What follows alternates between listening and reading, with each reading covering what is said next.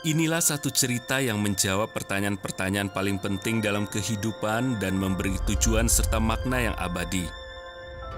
Inilah kisah yang menginspirasi semua kisah lainnya. Ini kisah nyata yang mendefinisikan setiap kita. Inilah kisah itu. Bagaimana semua dimulai?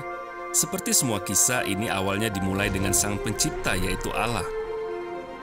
Ia berfirman dan segala sesuatu menjadi ada. Dengan firman, galaksi muncul dengan bintang-bintang dan planet-planet. Bumi dirancang bagi kehidupan untuk berkembang. Semua yang Allah buat sangat baik dan selalu sempurna.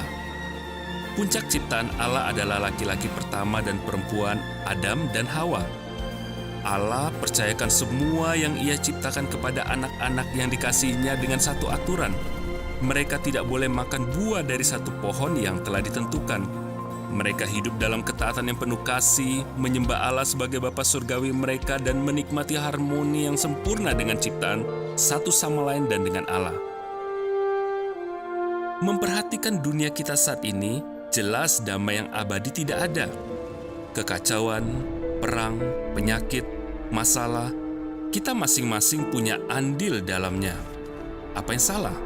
Dimulai saat seorang malaikat jatuh bernama Setan, iri hati pada Allah dan bertekad untuk menghancurkan ciptaan yang sempurna.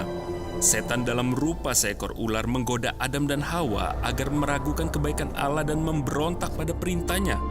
Dalam ketidaktaatan mereka makan buah itu, dan damai pun hilang, yang membawa kepada dosa dan kematian yang masih melanda kita saat ini. Jika mau jujur, kita sama dengan Adam dan Hawa. Kita semua memberontak pada Bapa Surgawi, membuat hati kita menjadi takut, bersalah, dan malu. Tubuh kita lelah dengan kesakitan, penyakit, dan kematian.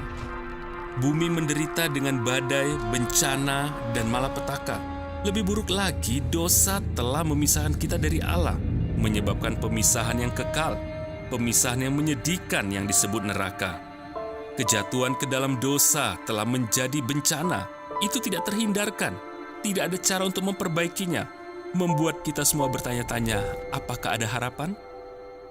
Kasih yang mendorong Allah untuk menciptakan kita juga mendorongnya untuk mengutus seorang juru selamat yang akan memperbaiki kembali segala sesuatu.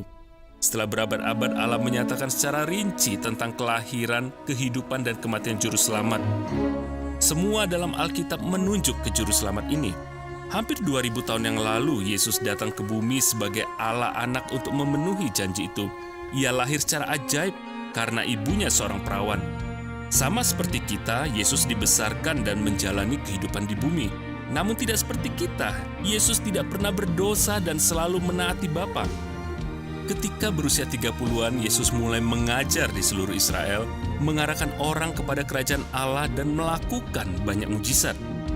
Beberapa tahun kemudian, ia dituduh dan dijatuhi hukuman mati yang menyakitkan di kayu salib. Dengan penuh kasih, ia menyerahkan hidupnya yang sempurna sebagai korban untuk membayar upah dosa manusia. Dia jalani kematian yang sempurna, mengambil tempat kita yang tidak bersalah untuk yang bersalah.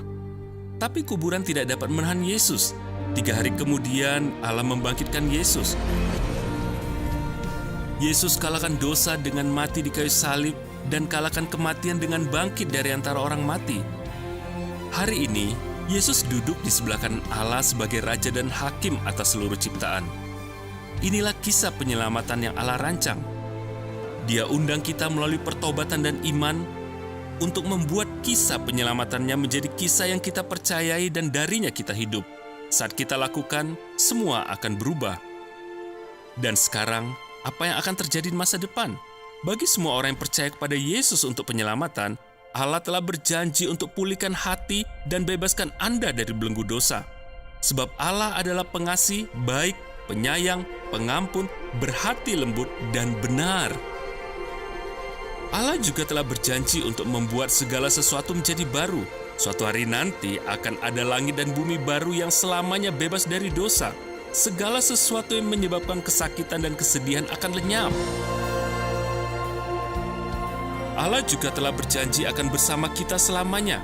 Ketika percaya kepada Yesus, hubungan Anda dengan Allah dipulihkan karena Yesus telah menutup dosa.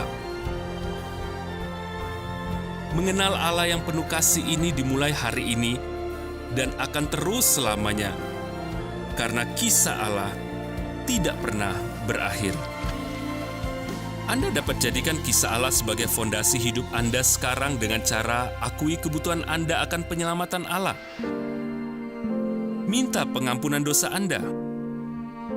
Percaya Yesus Kristus akan menyelamatkan Anda. Ikut Yesus dalam iman mulai saat ini. Inilah kisah Allah. Apa Anda akan jadikan sebagai kisah Anda?